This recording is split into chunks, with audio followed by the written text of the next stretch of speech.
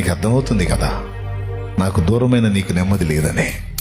తెలిసి ఇంకెందుకు మొండికేస్తావు? రా, చాచిన చేతులతో రోజు నీ కోసం ఎదురు చూస్తున్నాను.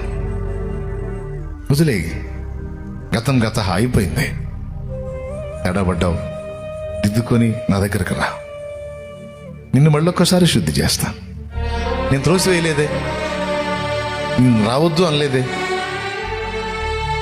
నా బిడ్డ పాపంలో నశించిపోవటం నాకు ఇష్టం లేదు. నా బిడ్డ నా యొద్దకు మళ్ళుకొని తన నడవడి జీవితం దిద్దుకుంటే నాకు సంతోషం. నా బిడ్డ నాశనాన్ని నేను కోరట్లేదు. నా బిడ్డగా నీ క్షేమాన్ని, నీ సంతోషాన్ని, నీ నెమ్మదిని, నీ ఆనందాన్ని, నీ ఆదరణను నేను కోరుతున్నాను. రా, నా యొద్దకు రమ్మని నా దేవుడే ఈవేళ నీతో మాట్లాడుతున్నాడు, నేను పిలుస్తున్నాడు.